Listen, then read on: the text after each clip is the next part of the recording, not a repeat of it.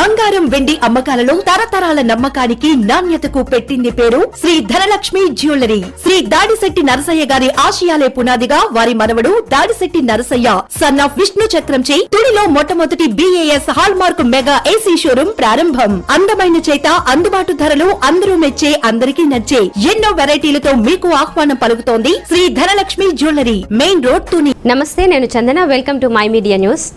రాష్ట్రంలో ప్రజల పక్షాన పోరాటం చేసేది కాంగ్రెస్ పార్టీ ఒక్కటేనని, మిగిలిన పార్టీలు బీజేపీకి గులాం చేస్తున్నాయని రాష్ట్ర కాంగ్రెస్ పార్టీ అధ్యక్షురాలు డాక్టర్ వైఎస్ షర్మిలారెడ్డి దుయ్యబట్టారు. మాజీ సీఎం వైఎస్ జగన్మోహన్ రెడ్డి అరాచక సైకోతనానికి ఆయన కారు కింద పడి వ్యక్తి దుర్మరణ ఘటనే నిదర్శనమని షర్మిల ధ్వజమెత్తారు. రాష్ట్రంలో భవిష్యత్తులో జగన్మోహన్ రెడ్డి బల ప్రదర్శన, శవ రాజకీయాల కార్యక్రమాలకు అనుమతి ఇవ్వరాదని షర్మిలారెడ్డి డిమాండ్ చేశారు. తిరుపతి జిల్లా పర్యటనలో భాగంగా శ్రీకాళహస్తికి విచ్చేసిన రాష్ట్ర కాంగ్రెస్ పార్టీ అధ్యక్షురాలు డాక్టర్ వైఎస్ షర్మిలారెడ్డికి కాంగ్రెస్ పార్టీ నాయకులు, కార్యకర్తలు అపూర్వ స్వాగతం పలికారు. స్థానిక నంది సర్కిల్ నుంచి కాంగ్రెస్ పార్టీ అధ్యక్షురాలకి కాంగ్రెస్ నాయకులు స్వాగతం పలికి బైక్ ర్యాలీతో పట్టణంలో ర్యాలీ చేస్తూ సభావేదికకు తీసుకువచ్చారు. వైఎస్ఆర్ విగ్రహానికి షర్మిల పూలమాలలు వేసి నివాళులర్పించారు.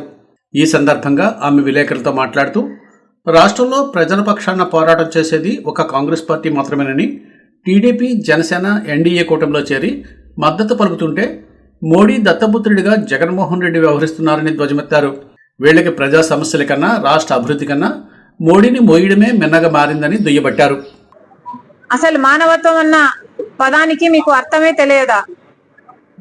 మీ అభిమానిగా, మీ కార్యకర్తగా, మీ పార్టీ కార్యక్రమానికి ఒక మనిషి వస్తే ఆ మనిషి మీ షేక్ హ్యాండ్ కోసమని ఆ గుంపులో పడి మీ కార్ కింద పడితే కార్ కింద పడిన వాడిని అలాగే ఈడ్చుకుంటూ టైర్ కిందనే, అది కూడా మెడ ప్రాంతంలో, హెడ్ అండ్ నెక్ ఈ ప్రాంతంలోనే కనిపిస్తుంది ఆ వీడియోలో. అయితే ఈడ్చుకుంటూ వెళ్ళి తీరా చుట్టుపక్కల వాళ్ళు ఆపమంటే ఆపి ఆ మనిషి కనీసం ఏమయ్యాడు, ఎలా ఉన్నాడు, ఆ మనిషి పరిస్థితి ఏమిటి అని కూడా ఎవరూ పట్టించుకోకుండా పక్కకు లాగి పడేస్తే ఈ కాన్వాయ్ అలాగే వెళ్ళిపోయిందట.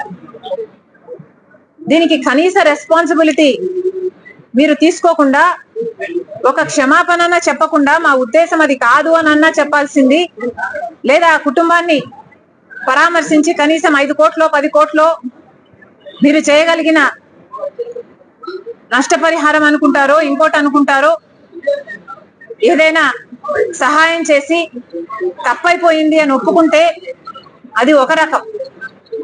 అలా కాకుండా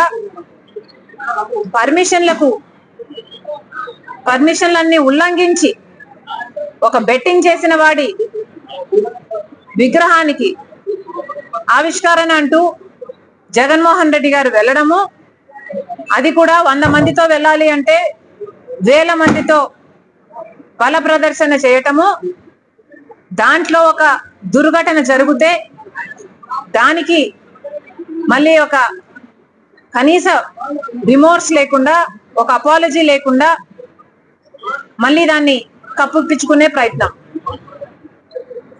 అసలు దేవుడు ఉన్నాడు, చూస్తున్నాడు.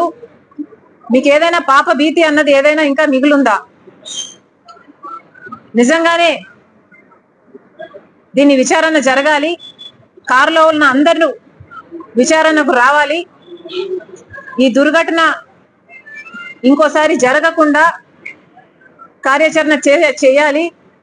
అంతేకాదు, జగన్మోహన్ రెడ్డి గారు ఇటీవల కాలంలో ఏ కార్యక్రమం చేసినా కూడా అది ఒక బల ప్రదర్శనే.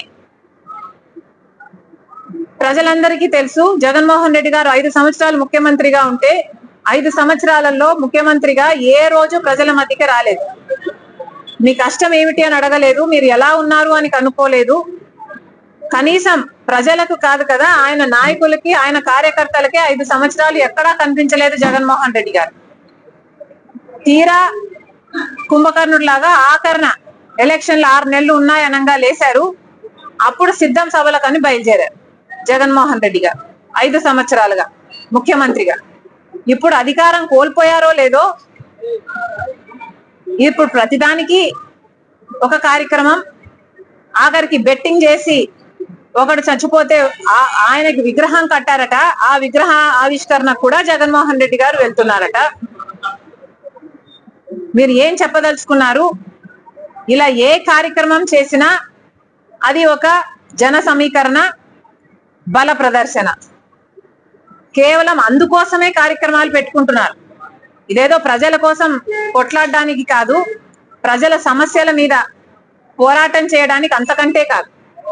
నాకింత బలం ఉంది, నాకింత డబ్బు ఉంది, నేను ఇప్పటికీ జన సమీకరణ చేయగలను అని బల ప్రదర్శన చేసుకోవడానికి మాత్రమే ఈ కార్యక్రమాలను వాడుకుంటున్నారు. మళ్ళీ చెప్తున్నా, ఇది సరికాదు.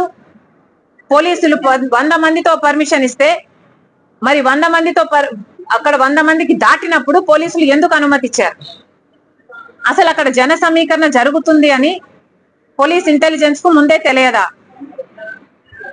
ఇది ఒక బల ప్రదర్శన కార్యక్రమంలా మారుతుంది అన్న విషయం పోలీసులు ముందే తెలిసినప్పుడు వాళ్ళు 100 మందికే పర్మిషన్ ఇచ్చి 3 బండ్లకే పర్మిషన్ ఇస్తే ఇన్ని బండ్లు బయలుదేరుతుంటే మరి పోలీసులు ముందే ఎందుకు ఆపలేదు? ఎందుకు హౌస్ అరెస్ట్ చేయలేదు? అన్ని ఆంక్షలన్నీ మా మీద మాత్రమేనా? కాంగ్రెస్ పార్టీ ప్రజల పక్షాన్ని ఏదైనా పోరాటం చేస్తే విశాఖ స్టీల్స్ లో మేము దీక్షకు దిగితే ఆమరణ నిరాహార దీక్ష, లేదా మేము ఇంకొక సూపర్